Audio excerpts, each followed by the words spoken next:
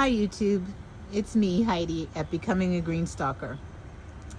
Here you can see I have two microdwarf plants left from the spring and summer growing season. They are both purple boy green. It was pretty prolific and very good.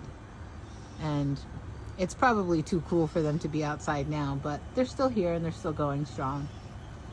So this is my entry video for Microdwarf 2526, sponsored by Gail's Southern Living and another place that I'll put up on screen because I'm just having a total memory lapse right now.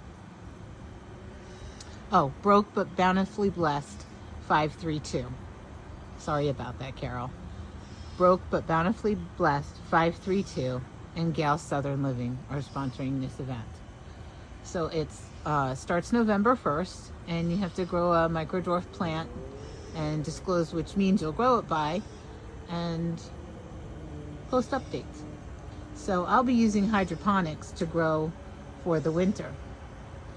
Many of you know that I grow a lot in green stalks. These green stalks have all been tucked away for the winter, basically. I haven't gotten around to taking them to the backyard yet, but that will be next. These three right here, plus the yellow one, are my fall garden. I planted kale, a couple of types of kale. This is blue curled Vates kale. This is red Russian kale.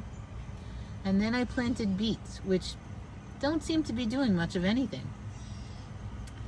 These are golden beets in this one, and again, not doing a whole lot. And all the way through. I don't know what it is. I don't seem to have luck with beets. This row contains purple top turnips, which I grew one year quite by accident. I don't know what I thought they were. I threw them in there and then I planted something else on top of them. And when I went to winterize everything, I pulled out these giant turnips and I thought they were kind of cool. Nobody wanted to eat them because we really didn't know what they were. But we'll rectify that this year. These are small cucumbers that I planted that, again, are not really doing much of anything. So we'll have to wait and see a couple more weeks if the weather holds and see what happens. The beets over in this one, which I planted a week later than all the others, are only growing on one side. So I keep spinning them in the hopes that, you know, it'll look like a change of venue and they'll think I moved them somewhere else and they'll get a little bigger. I did plant peas, and sadly the peas are not even germinating at this point. I really think it's just too cold. So this is what it looks like when all the green stalks are empty and all pushed together in single file.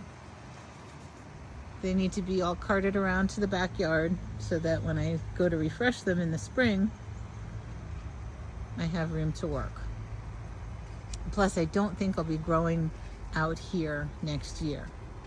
I think that it's too hot on the blacktop for them, and I need to move them to the backyard or the side yard, in which case I'll have to put up some pavers or lay down a sidewalk for them to be placed on.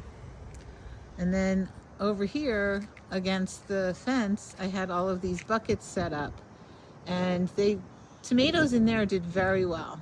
The last plant over here is Nano's Meatball Dwarf, which, if you know me, you know I have been trying to grow for the last 2 seasons and even over the winter. And I did get one viable fruit off of that, but the deer kept coming up and topping this plant and eating all of the fruit off of it.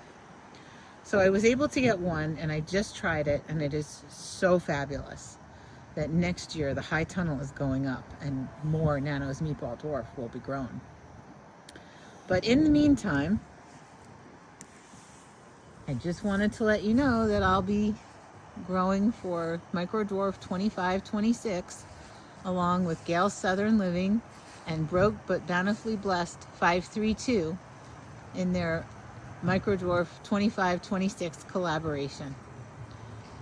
And more updates to follow. Thank you.